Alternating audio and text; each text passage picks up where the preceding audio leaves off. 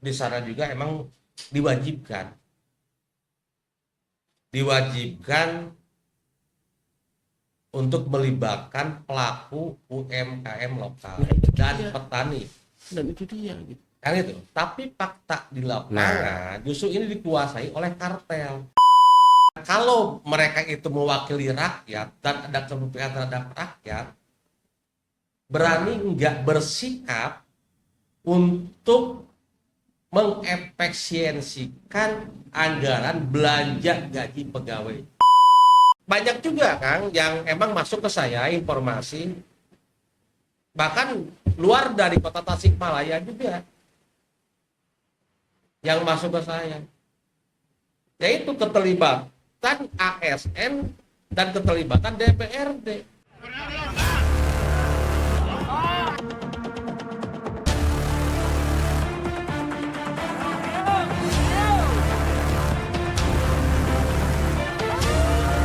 Bagaimana caranya rakyat lebih sejahtera? Assalamualaikum warahmatullahi wabarakatuh. Salam sejahtera untuk kita semua. Om Swastiastu, Namo Buddhaya, salam kebajikan, Rahayu, Rahayu, Sampurasun. Ketemu lagi di channel Pikirkan Rakyat, Rakyat Berpikir Merdeka, Rakyat Bicara, dan channel kita, channel Pikirkan Rakyat. Dalam kesempatan ini saya bukan kedatangan sebetulnya, karena memang sebagai rekan dan bagian daripada Pikirkan Rakyat ini, ya anggap kita sebagai narasumber tetap di Pikirkan Rakyat dengan Kang Iwan Supriyadi, Kang Iwok. Selamat datang Kang di Pikirkan Rakyat.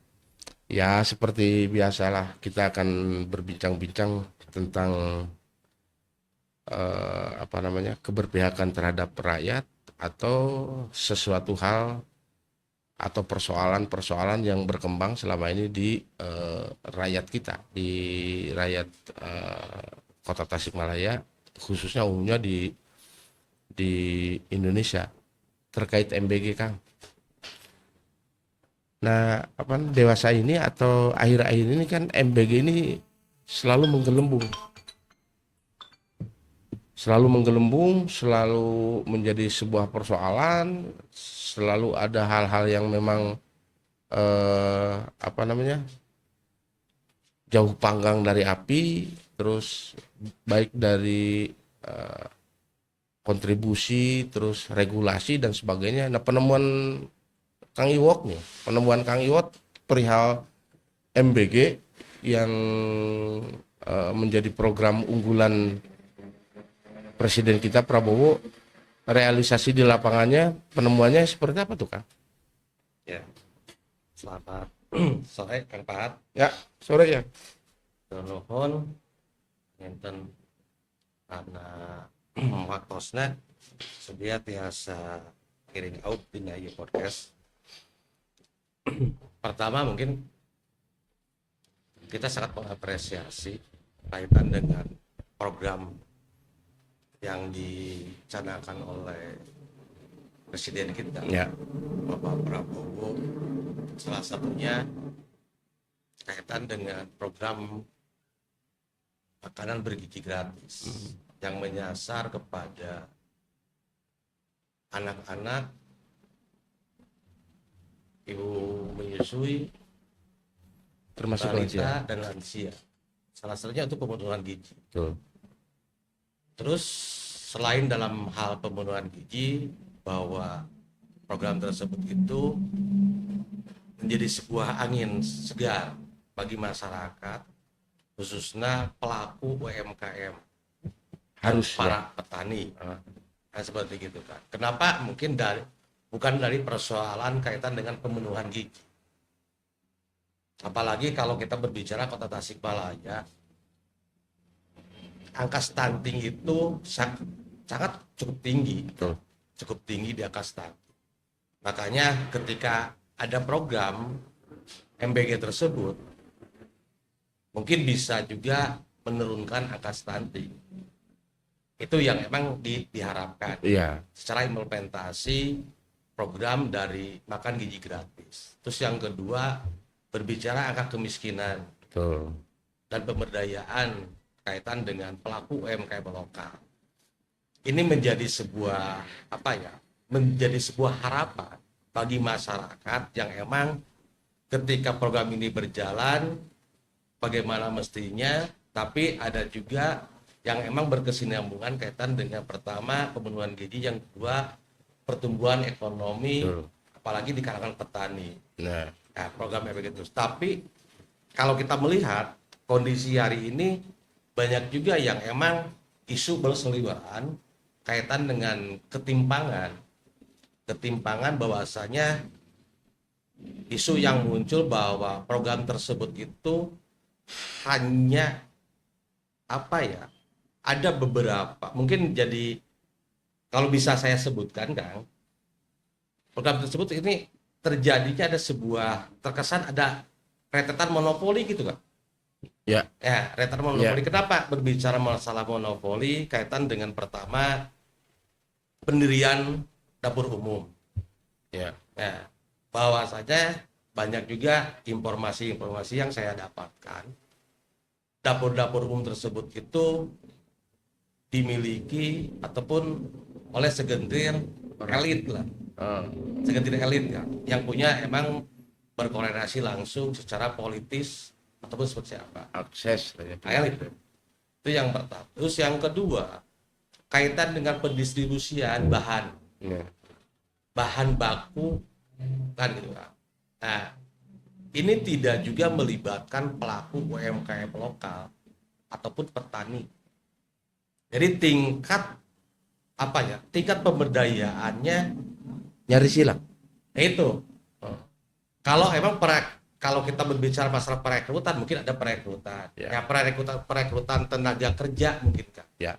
Tenaga kerja yang emang merekrut dari warga masyarakat sekitar, tapi cuma hanya terbatas gitu. Dari satu dapur umum itu cuman berapa Orang. itu juga yang emang sama persis, ketika ada yang hubungannya punya koneksi bisa bekerja di sana, Nepotisme lah ya. seperti itu. Nah ini karena memang saya sepakat itu. Dapur umum yang sifatnya dadakan tiba-tiba muncul dan dikuasai oleh segelintir orang yang konon dia itu punya akses ke akses apapun lah ya di pemerintahan. Katanya di sisi lain juga karena kan munculnya program MBG itu kan muncul ke yayasan nih kan, ke yayasan yang punya yayasan lah katakan seperti itu yang mengelolanya. Nah tiba-tiba tidak jarang juga orang-orang yang memang tadi sepakat kalau ketika berbicara MBG itu pemberdayaan ekonomi masyarakat segala macam. Nah kenyataan di lapangan yang dapat MBG itu justru kapitalis kan. Artinya orang-orang yang punya akses. Ya misalkan ada catering misalkan catering yang memang catering itu awalnya pun itu dia punya akses terhadap siapalah, terhadap pemerintah atau dia punya usaha catering yang sangat luar biasa. Nah ketika muncul MBG ini juga mereka juga rame-rame ikut itu, padahal hakikatnya MBG itu tadi sepakat dibilang bahwa program ini adalah program memang pemberdayaan masyarakat dari berbagai sektor, dari ekonominya, pemberdayaan masyarakatnya, termasuk untuk menghilangkan stunting dan sebagainya. Nah fenomena ini yang pada akhirnya tadi dibilang monopoli itu sepakat sekali karena memang saya juga melihat itu bahwa MBG ini muncullah di masyarakat. Tadinya niatan bahwa ini pemberdayaan untuk masyarakat yang pada akhirnya yang kaya makin kaya, yang miskin ya makin terpuruk. Ada apa nih kan? Kenapa nih seperti ini? Apakah memang ya saya juga kenapa ya seperti ini ya? Kira-kira menurut Akang apa nih? Sebenarnya gini Kang, kalau emang tujuannya program ini mulia, Ya sepakat saya. tujuan ini mulia. Dan saya yakin Prabowo itu membuat program itu untuk masyarakat. Kan cuman ini terlalu bisa dikatakan terlalu prematur karena emang dalam hal realisasi program secara politis kan. Oke. Kan itu bagaimana caranya merealisasikan janji-janji politis kan itu tanpa dengan struktur. Oke. Artinya regulasi yang emang perlu juga diperkuat karena dari program MBG ini membutuhkan anggaran yang cukup lumayan. Betul. Berapa ratus triliun Kak? Iya. Target kan itu untuk 2025. Lantas kemudian relasinya baru berapa persen? Artinya dalam perencanaan tersebut ini belum siap. Prematur. Ya belum siap. Pertama mungkin dari sisi aturan, terus yang kedua sisi realisasi pemanfaatan karena belum menyeluruh kan. Terbayang nggak kalau emang ini tadi realisasinya ini baru berapa puluh persen Ya. kan gitu. Terus atas kemudian ada jangkauan juga yang emang misalkan di daerah 3T. Ini Iya. juga perlu dipikirkan juga. Oke. Karena program ini kan program untuk satu negara Indonesia kan gitu. Walaupun daerah hanya sebatas penerima manfaat mungkin kan. Ya. Kan itu. Lantas kemudian kenapa perlu adanya sebuah regulasi yang emang memperkuat dari program MBG tersebut. Ya, pertama mungkin dari itu untuk menjaga resistensi kan. Oke. Pertama karena anggaran ini yang cukup besar, lantas kemudian fungsi pengawasannya ini perlu juga. Betul.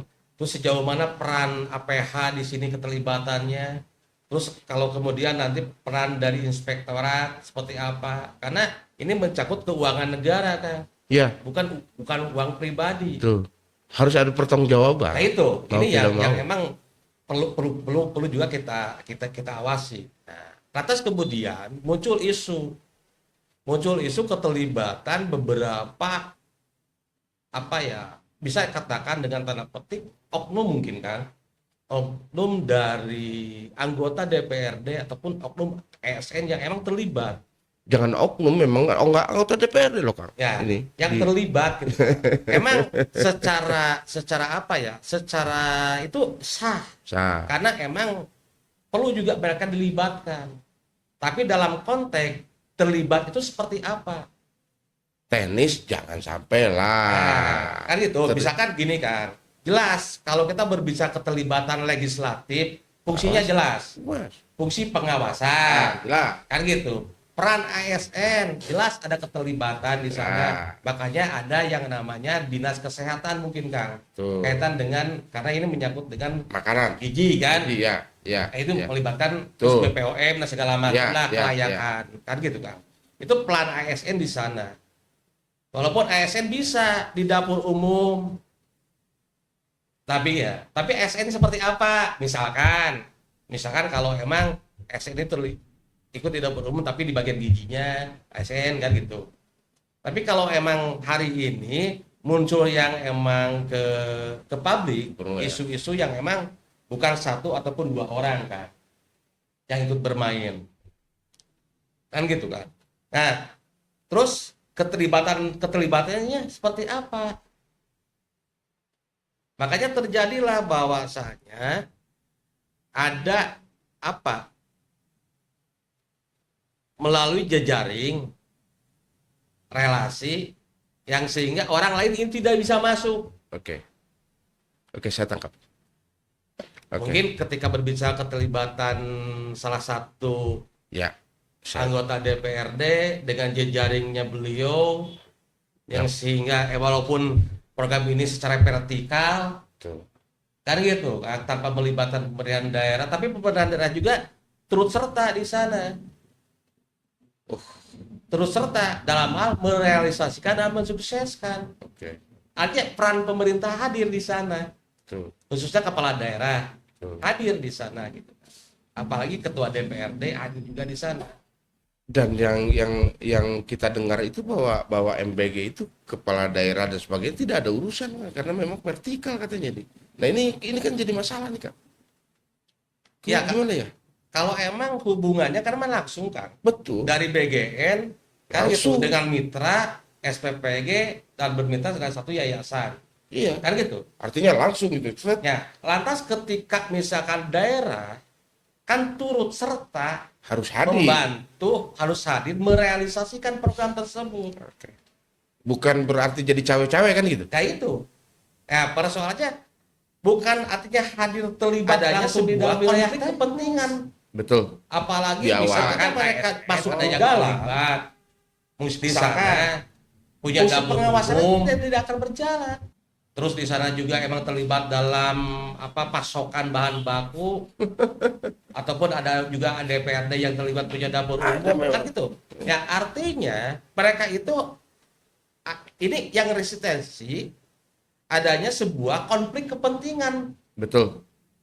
Ketika mereka masuk di dalam, misalkan fungsi pengawasan tidak akan berjalan. Jelas lah ya, punya Karena dia. di dalam kan gitu Ya, kan. punya dia, Nah itu kan dia. yang Pasti terjadi konflik bagus-bagus. kepentingan di sana. Iya kan kejadian di lapangan seperti ini. Oke lah, misalkan salah satu karyawan lah, kalau saya bilang mah karyawan anggota DPR mah kan pekerja kita sebetulnya mah, wakil kita kan Kang. Oke, misalnya anggota DPR ini bagian tentang susunya, ya masuk ini. Yang satunya lagi bagian tentang buah-buahannya, bagian ininya. Itu tak ubahnya itu seperti apa namanya? Ini sebuah jaringan gitu, sebuah jaringan untuk memang mengeruk duit negara dalam bentuk BGN, tapi di dalamnya itu syarat dengan memang kepentingan yang sifatnya individu. Ini gimana nih Kang kalau memang sudah seperti ini?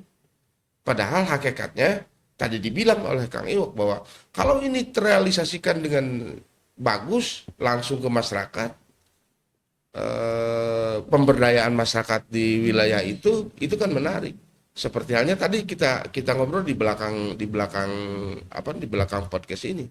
Itu kan menarik Kang. Misalkan tiba-tiba kenapa tidak sih kalau memang makan gratis ini, BGN ini misalkan masyarakatkan lewat misalkan lewat koperasi atau apapun itu ya, lewat koperasi. Masyarakat yang di sananya itu yang memasak segala macam dan didistribusikan kepada ya di seputaran ini. Nah, di seputaran masyarakat itu. Nah, kejadian sekarang kan, misalkan pernah di sini juga ngomong Kang Alpi pada saat itu kepala desa Mandala Mekar, dapur umumnya di desa ini ternyata didistribusikannya di desa mana, misalkan di desa mana, itu kan tidak bagus kalau begitu. Iya, betul Kang. Dan bahkan ada di kita Kang di kota Tasikmalaya khususnya muncul ada persoalan ketika distribusi ke salah satu sekolah. Ya. Tapi di saat sekolah itu sudah bubar. Ini kan jadi persoalan. Ya itu bisa dikatakan bahwa si dapur umum tersebut itu jangkauannya jauh. Sehingga distribusi lambat. Betul. Karena mungkin karena aksesnya cukup jauh, terus ada kemacetan dan segala macam, sehingga sampai ke sekolah itu setelah bubar. Dilematis untuk pihak sekolah. Iyalah. Kan gitu. Yang artinya ada beban kerja juga pihak sekolah. Betul. Tidak diterima. Gitu kan. Diterima kumaha da budakna teu ditarima ieu da sieun kan ieu kan itu. Ya, makanya gini Kak. Ini juga kan ada yang emang menjadi sebuah persoalan kaitan tadi kenapa ada sebuah keterlambatan, terus yang kedua jarak antara dapur umum dengan titik lokasi. Ya. Kan gitu Kak. Nah, kalau emang di dalam sebuah konsep kan, harusnya titik lokasi itu dihitung. Ya. Misalkan di satu kecamatan, salah satu kecamatan, terus nanti distribusinya karena distribusinya bukan hanya ke sekolah formal kan. Betul. Misalkan dalam satu kecamatan itu si dapur umum Karena satu kecamatan itu bukan satu. Ya, Ada beberapa dapur umum gitu kan. betul. Kan jangkauannya diharuskannya itu di area radius yang emang terdekat. Betul. Supaya apa? Supaya tidak ada persoalan kaitan dengan Keterlambatan. keterlambatan. Terus yang kedua, banyak kejadian ketika terlambatnya pengiriman Basi. dengan durasi yang cukup lama karena kan proses masaknya juga lama kan. Betul. Prosesnya sehingga muncullah persoalan kaitan dengan menu yang emang tidak layak dimakan. Nah, itu jadi persoalan. Nah, persoalannya di mana? Yaitu ketika jangkauannya jauh, mungkin itu jadi sebuah persoalan juga.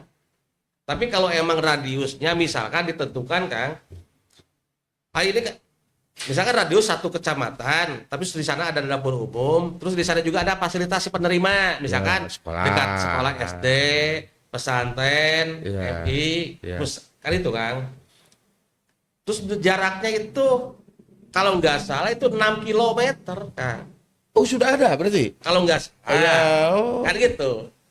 Tapi ada juga yang emang jalur distribusinya dari kecamatan A, contoh mungkin dari Purbaratu distribusinya, tapi dapur umumnya ada di Mangkubumi. Bayangkan berapa kilometer kan? Betul. Anggot laun papangicing stopan, Aceh, Benar, apa, benar. kan gitu kan. Nah ini yang kita. Terus yang ada juga ketimpangan juga, perebutan lahan.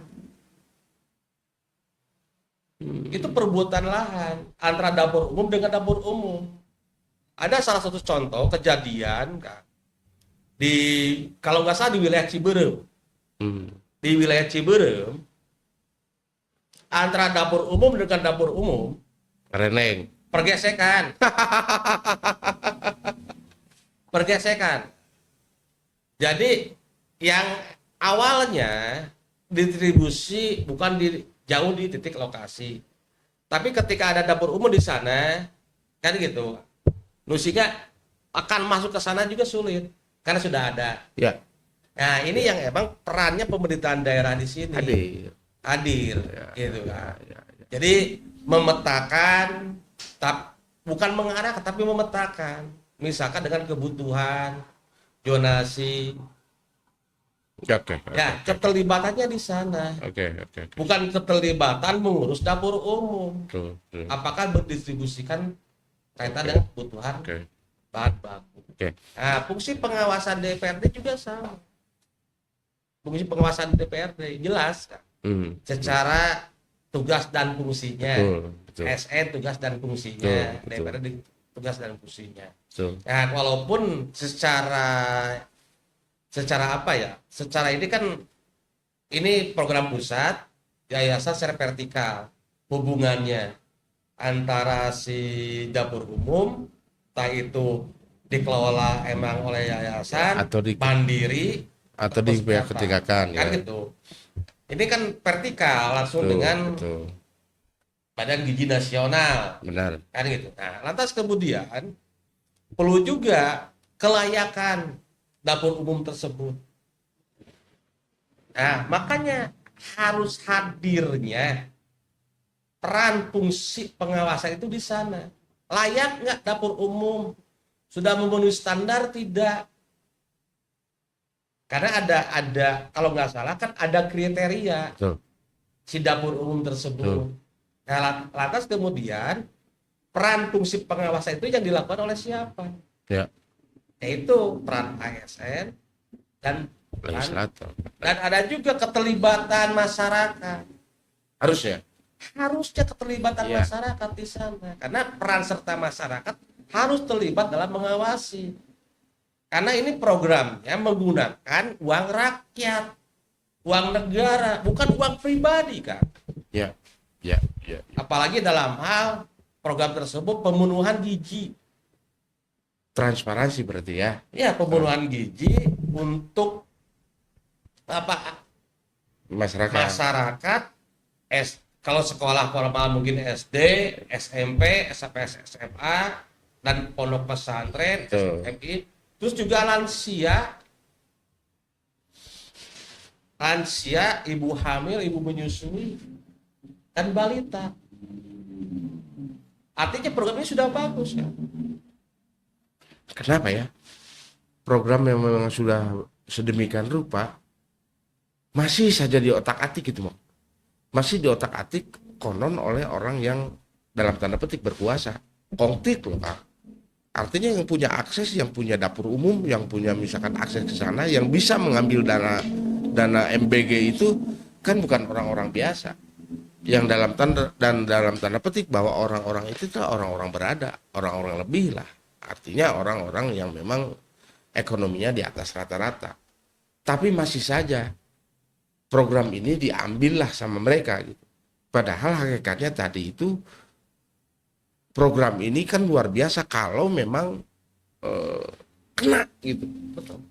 Yang misalkan yang tadi dibilang yang masaknya masyarakat, terus pemberdayaan tentang hal-hal yang dimasaknya misalkan dari bawangnya atau apapunnya itu hasil dari masyarakat segala macam, terus didistribusikannya juga ke anak-anak di seputaran itu. Di sisi lain tenaga kerja bisa naik, jelas kan ada dananya, dana untuk masak berapa, dana ini untuk kebutuhannya berapa itu jelas, kalkulasinya jelas. Tapi masih saja gitu. Ini ada apa sih? Negara kita ada apa sih dengan perilaku seperti itu? Ya itu kan. Kira-kira Kang. Ini miris saya Kang. Persoalannya gitu Kang, betul. Kalau tadi berbicara kaitan dengan pemberdayaan secara ekonomi kerakyatan. Terus di sana juga emang diwajibkan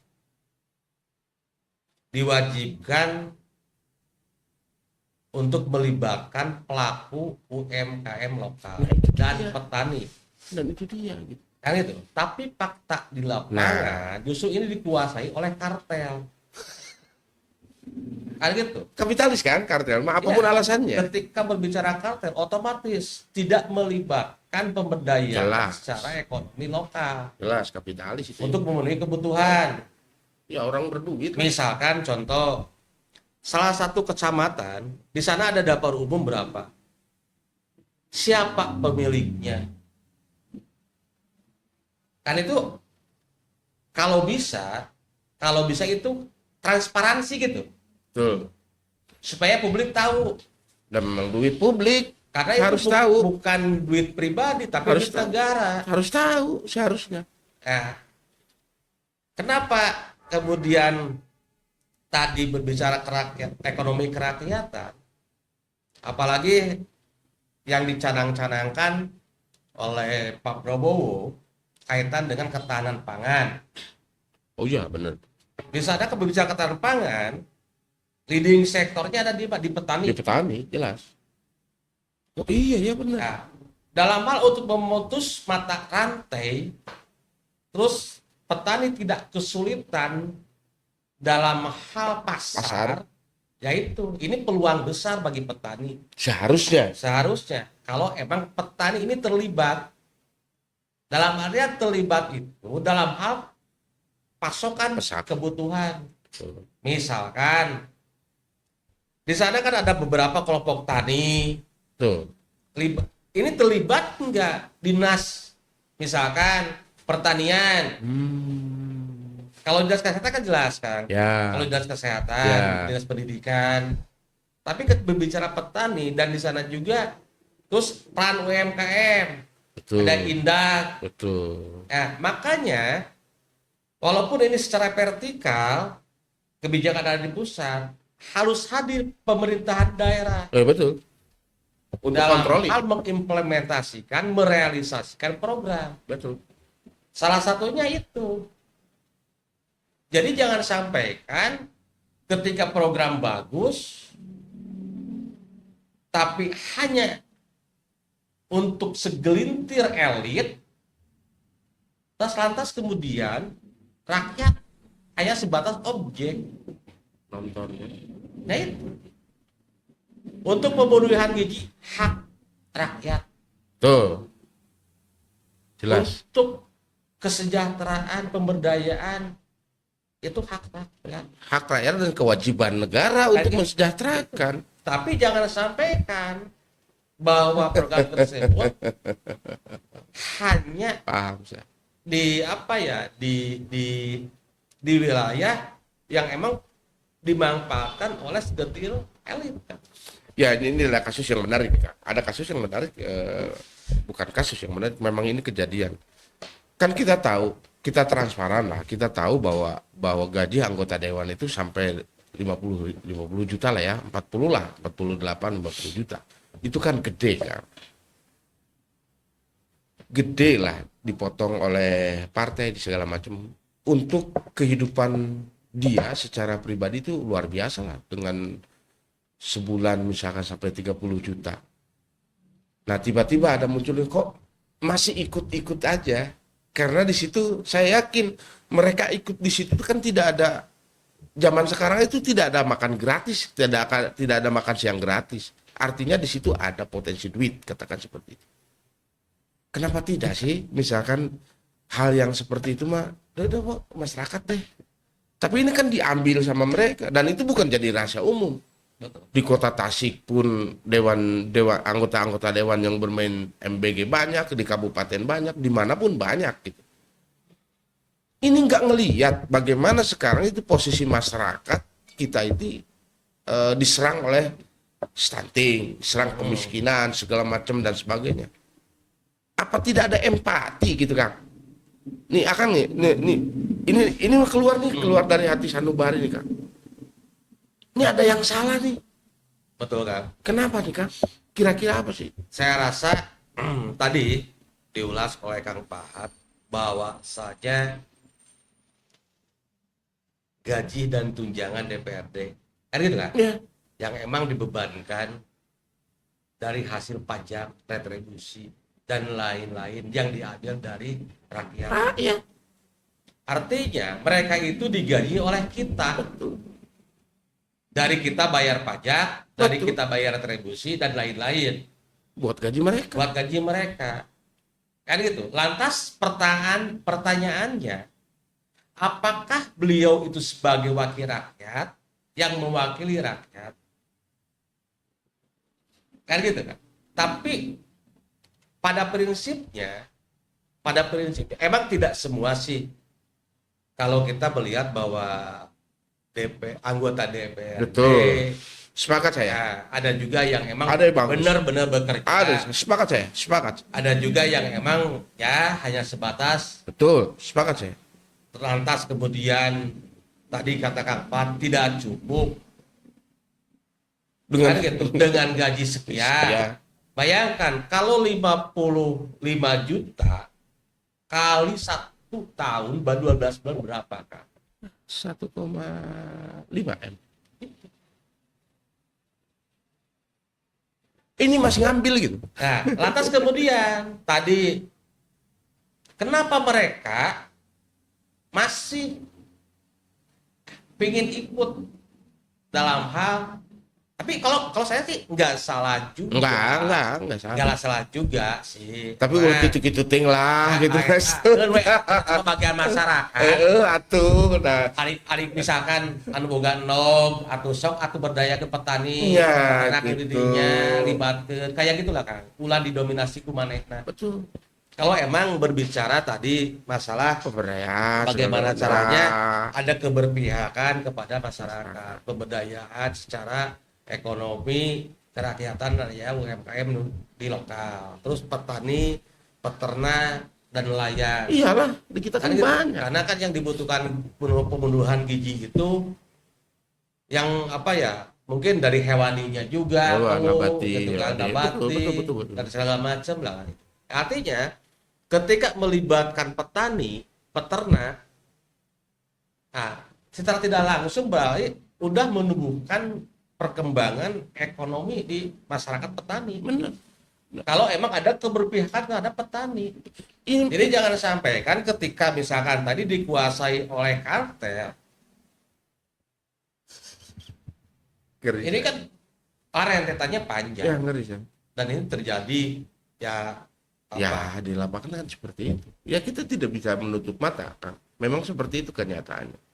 Tiba-tiba belum lagi misalkan tiba-tiba apa namanya eh, dapur umum di sini, terus objeknya di mana, hal-hal yang seperti itu kan juga tidak masuk di akal bagi saya. Terus yang tidak masuk di akal lagi, misalkan begini tadi saya menyambung dan nggak apa-apa, ini mah curhat aja sih sebetulnya.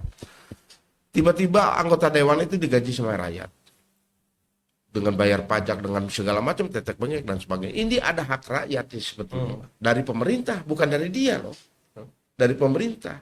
Dari hasil pajak itu dikembalikan lagi, masih diambil juga gitu maksudnya. Iya. Nah ini hal-hal yang miris. Ini ada apa? Ya, kan. Ya, makanya tadi kenapa program MBG ini terlalu prematur tanpa ada konstruksi secara regulasi untuk memperkuat gitu kan terjadinya hal-hal yang emang tidak diinginkan. Terus yang kedua, tidak terjadinya monopoli Nah itu dan segala macam lah kan. Makanya anggaran yang emang digelontorkan, terus dalam hal emang kondisi keuangan kita kan, ya fiskal kita Aduh. berapa beban negara, benar. terus sebagian juga habis oleh gaji pegawai, Mereka. belanja pegawai. Iya. Berapa persen belanja pegawai? Betul. Atas kemudian anggaran untuk MBG ini membutuhkan berapa triliun. Tidak secara langsung bahwa ada efisiensi anggaran untuk kebutuhan-kebutuhan yang lain. Betul. Misalkan untuk pendidikan. Betul. Makanya ketika kita berdiskusi dengan teman kita yang ada di wilayah terpinggirkan mungkin kan, yang emang salah satu fasilitas sekolahnya belum layak, aksesnya itu.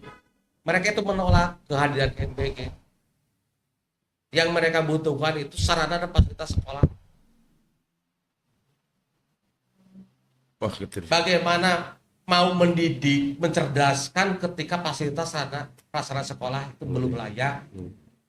Ngeri. Kan gitu kan? Ya, Makanya tadi terus infrastruktur, ya. ekonomi dan segala macam. Ini semua ditarik, dipangkas bagaimana pemenuhan merealisasikan program tersebut yang menghabiskan berapa ratus triliun. Ya. Nah, atas kemudian siapa yang menikmati? Ya. Siapa yang menikmati? Betul tadi bahwa program MBG ini program yang mulia. Mulia. Pertama, bagaimana saja memenuhi gizi, asupan gizi Untuk rakyat Indonesia Ya. menjelang ya bonus demografi terus anak-anak yang luar kedua, biasa. pemerataan ekonomi, Betul. mensejarahkan petani. Tapi karena emang struktur fondasi regulasi, nah yang terjadi akhirnya banyak ketimpangan. Salah satunya ada penguasaan, siapa yang mempunyai koneksi, siapa yang mempunyai relasi. Artinya jejaring secara politis, jejaring secara kekuasaan. Kalau Atas kemudian masyarakat menonton saja. itu, Pak. Ya tadi saya menggarisbawahi itu bahwa ini regulasinya memang prematur, artinya regulasinya nggak jelas. Ketidakjelasan regulasi ini mungkin dimanfaatkan oleh orang-orang yang paham bahwa regulasi ini tidak jelas, maka dia masuk di wilayah itu. Ya tidak memikirkan bahwa dampaknya bakal seperti ini. Nah ketika rakyat misalkan tiba-tiba rakyat berbicara atau rakyat berteriak, saya pikir ada sedikit kewajaran kan. Maksudnya kewajaran kemarin dengan kasus-kasus yang ya kita buka mata lah. Kemarin tiba-tiba wakil-wakil rakyat kita yang ini sampai dinistakan sedemikian seperti itu. Karena kan masyarakat mah tidak mungkin ada asap kalau tidak ada api kan gitu. Mungkin perilaku-perilaku ini kalau memang tidak ada kesadaran kolektif di mereka ini mungkin nggak Kang? Ini akan menjadi bom waktu. Lama kelamaan Karena indikasinya kan sudah muncul tadi dibilang sama Kang Iwok di daerah pinggir mah sudah menolak ini segala macam inginnya ini. Nah kalau jejaring ini tadi yang katakan yang memang di luar apa di luar bagi saya di luar nalar nih. Orang untuk rakyat digaji oleh rakyat, ada uang untuk dikembalikan rakyat, diminta lagi, dicelek lagi gitu. Ini kan di luar nalar gitu. Mungkin nggak ini akan menjadi bom waktu? Satu waktu ini akan meledak kalau memang seperti ini, Pak. Ya, kalau melihat Prediksi aja ini. kalau melihat dalam hal kondisi hari ini, Kak. Kondisi hari ini masyarakat ataupun rakyat, Kak. Karena bentuk dari sebuah akumulasi yang dianggapnya kebijakan yang emang tidak berpihak. Kan seperti itu. Nah, atas kemudian di saat kondisi masyarakat hari ini, Iya. kondisi masyarakat hari ini, contoh misalkan dengan apa? Banyak angka pengangguran, sehingga muncul angka kemiskinan. Nah, artinya secara ekonomi kondisi masyarakat di kita. Nah, atas kemudian hari ini dipertontonkan seperti halnya kemarin waktu kejadian Ya DPRD sampai dari digeruduk kan. ya, itu kan bentuk Akumulasi. salah satu akumulasi lah. Akumulasi rakyat Kekecewaan. kaitan dengan kondisi ekonomi, atas kemudian tunjangan Ya. DPRD Fantastis. kan gitu, terus gaya hidupnya ini kan ada kecemburuan, sedangkan pada prinsipnya mereka itu digaji itu dari hasil Keringat kita. rakyat, dari semacam tadi bayar pajak, bayar retribusi dan lain-lain. Betul. Itu diambil, dipakai buat mereka. Nah, seperti halnya kota Tasikmalaya. Kota Tasikmalaya itu hampir di angka 70% APBD habisnya untuk belanja anggaran belanja pegawai. Salah satunya mungkin Oh, ASN, secara birokrasi, dan DPRD. Iya. Gaji mereka kan dari kita. Apapun Itu alasan. 70%. Pak. Lantas kemudian, Yang 30%-nya dibagi untuk rakyat ya. Ngeri ya. lantas kemudian ada kan kecemburuan. Misalkan contoh, ketika tadi berbicara legislatif, yang apakah nggak cukup dengan 55 juta per bulan, tapi masih ikut bermain Iya. di dalam program, kan gitu? Iya. Kan. Lantas kemudian kalau kita melihat ke bawah, banyak juga masyarakat yang emang berpenghasilan rendah. Iya. Di bawah Bahkan UMR. ada juga yang penghasilannya per hari itu 50.000, Kak. Kalau 50.000, kita kalkulasikan saja. Berapa, misalkan contoh, penghasilan 50.000, mereka itu punya istri kan? Iya punya. Anak lah. Punya anak. Gua lah minimal. Nah, misalkan punya istri, punya anak, anaknya satu, berarti 3 nih. 3 lah.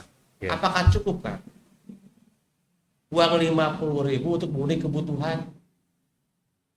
Ya, Kalau primer kita aja. melihat kondisi hari ini, bahan baku yang emang sangat fantastis, fluktuatif. Ya. Misalkan beras sekarang lagi sulit, walaupun pemerintah sudah berupaya, tapi tetap tidak bisa memutus mata rantai kartel. Iya.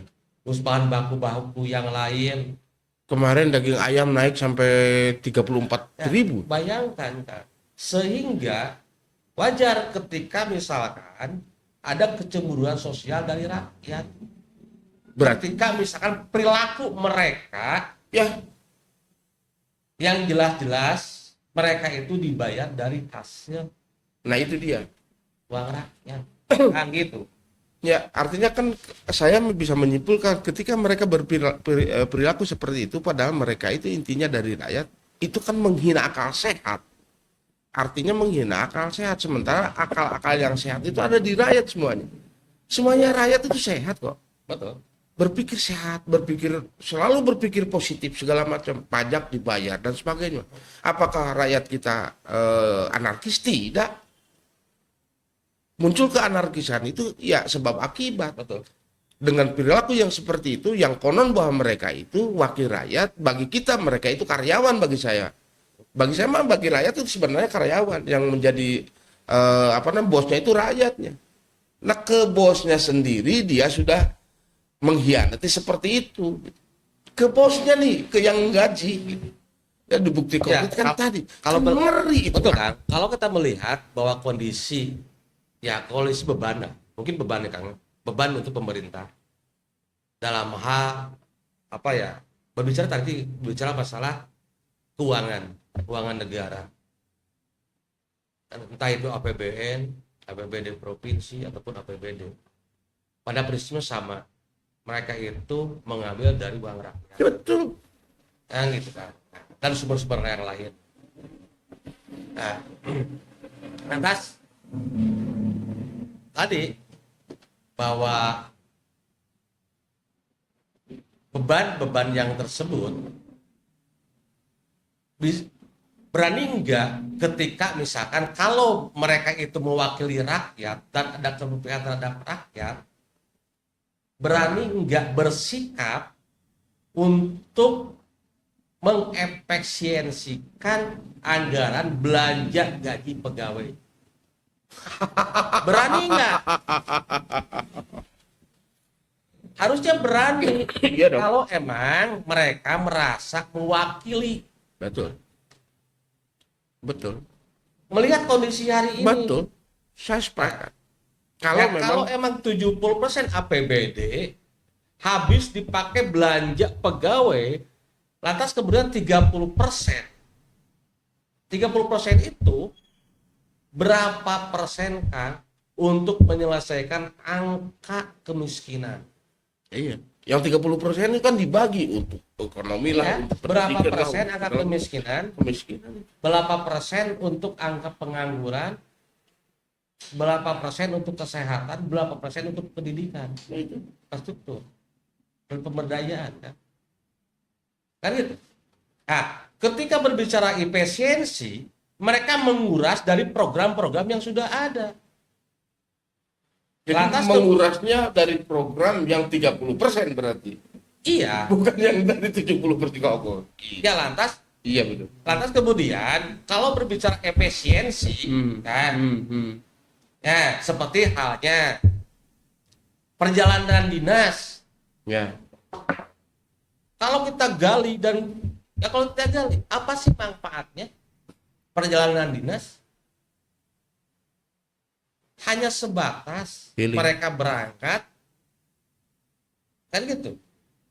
Tapi apa outcome-nya yang diberikan kepada rakyat? Buat rakyat. Contoh, apakah angka kemiskinan bisa turun Ketika dengan kunjungan? Kemiskinan terus meningkat. Betul. Pengangguran terus meningkat. Betul. Ya, berani nggak DPRD dengan lantang menyuarakan Tidak ada. mengefisiensikan anggaran belanja pegawai? Entah itu pegawai ASN ataupun pegawai yang Lain. gitu. Terus itu apa tunjangan yang emang buat beliau? Berani nggak? Saya rasa nggak berani. Enggak. Kan? Boro-boro begitu. Orang yang buat rakyat pun sekarang diambil lagi. Untuk diambil seperti itu. Ya, inilah. makanya Iya. tadi kembali lagi ke program MBG kan, makan bergizi gratis. Kan gitu. Nah, bagaimana caranya merealisasikan janji politik? Betul. Presiden. Nah, janji politik untuk memberikan gizi terhadap rakyatnya. Nah, Program ini bisa terrealisasi kalau ada penunjang, salah satunya anggaran yang dibutuhkan. Betul. Anggaran yang dibutuhkan dari mana? Salah satunya dari pajak dan retribusi ataupun dan yang lain-lain. Itu dipakai untuk merealisasikan program tersebut. Nah, tujuannya yang pertama tadi bagaimana memenuhi gizi supaya tidak kaitan dengan Stunting, program stunting. Terus yang kedua program ekonomi kerakyatan dan melibatkan publik. Artinya bagaimana cara membangun struktur kesejahteraan ekonomi. masyarakat. Betul. Membangun struktur ekonomi yang tangguh. Ya, Sebetulnya harusnya kan gitu. harus. Lantas kemudian bagaimana caranya implementasi itu sesuai apa yang diharapkan. Kalau terjadi fenomena hari ini, isu dan bahkan banyak juga Kang yang emang masuk ke saya informasi bahkan luar dari kota Tasikmalaya juga yang masuk ke saya, yaitu keterlibatan ASN dan keterlibatan DPRD. Ya, betul.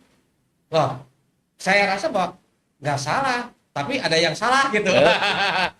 Secara aturan tidak salah.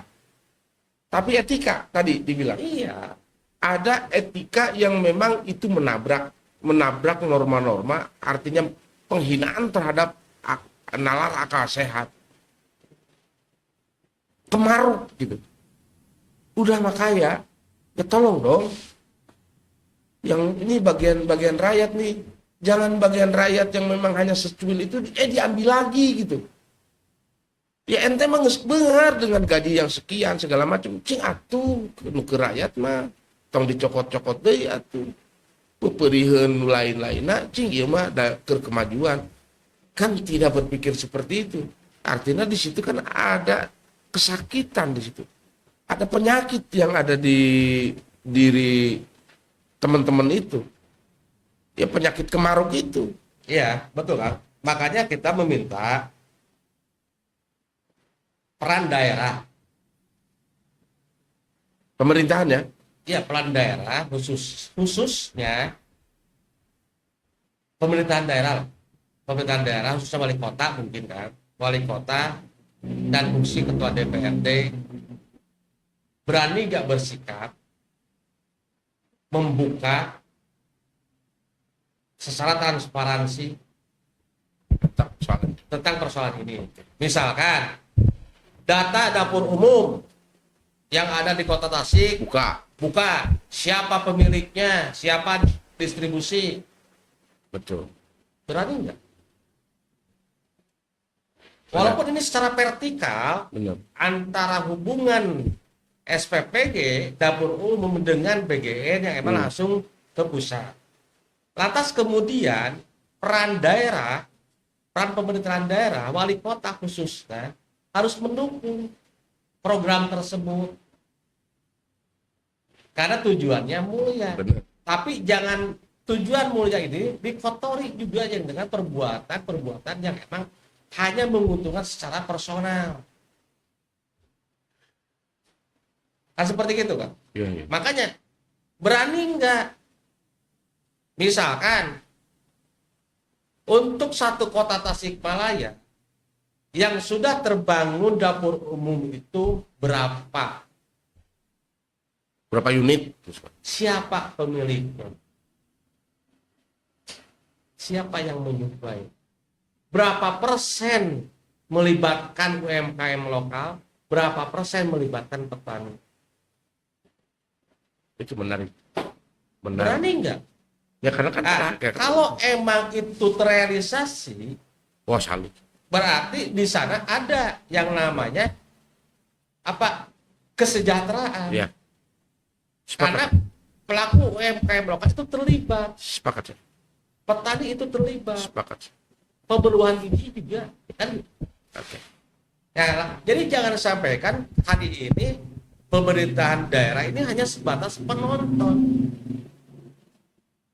Tidak menutup kemungkinan mumpun carang lah ya. anggaran juga emang sudah dialokasikan untuk mensukseskan program MBG dari pemerintahan daerah sesuai dengan kemampuan kan. Ya. Nah, ketika berbicara tadi wilayah Angga, entah itu apa, itu kan uang rakyat. Ya. Dan harus dikembalikan ke rakyat. Ya, mutlak. Itu mutlak.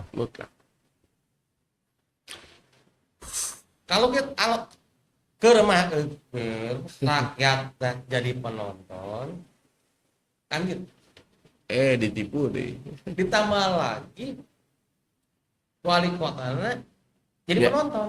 Ya. Ya artinya walaupun ini kebijakan pusat Tetap secara dong. vertikal, tapi tetap peran fungsi daerah, Betul. entah itu provinsi, entah itu daerah, Kabupaten, harusnya tetap kota, ya, tetap. sama. Harus. Mereka itu harus terlibat. Pertama, bagaimana caranya bisa mensukseskan program Iya. tersebut. Yang kedua, menjalankan tugas dan fungsi. Harus ada campur tangan tapi bukan merecoki kan gitu. Ya itu. Jadi sesuai dengan tupoksinya. Iya, saya sepakat itu. Tugas tupoksi sebagai eksekutif, tugas dan fungsi sebagai legislatif. Jangan sampai kan tugas dan fungsinya itu diabaikan yang sehingga Bermain itu masuk di dalam lingkaran permainan. yang pada akhirnya tidak terjadi pemerataan secara ekonomi di masyarakat. Oke, terima kasih Kang Ibok. Poinnya sudah kita tangkap dari A sampai Z. Jadi pada intinya program MBG ini sebetulnya mah program yang sangat luar biasa sekali. Tapi ini ada persoalan yang sangat yang sangat menghina akal sehat. Tiba-tiba yang program yang sangat luar biasa ini dikotori dengan kepentingan yang tadi dibilang kepentingan segelintir, yang konon bahwa yang punya kepentingan itu yang bermain di kepentingan itu orang-orang yang memang dibiayai oleh rakyat, oleh rakyat, gajinya pun itu gaji rakyat. Nah, tiba-tiba ada program untuk rakyat, itu program itu pun diambil lagi itu oleh rakyat.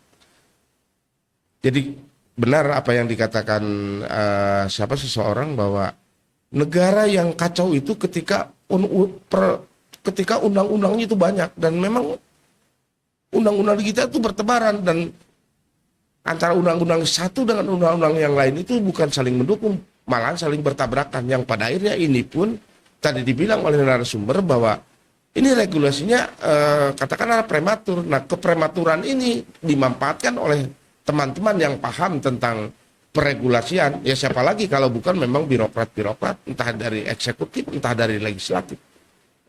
Demikian perbincangan di kesempatan ini. Kita kembali lagi di lain episode tentu saja dengan perbincangan yang luar biasa yang mengorek tentang berpikir merdeka, rakyat bicara. Ya tentu saja kita akan ketemu lagi di channel Pikirkan Rakyat. Assalamualaikum warahmatullahi wabarakatuh.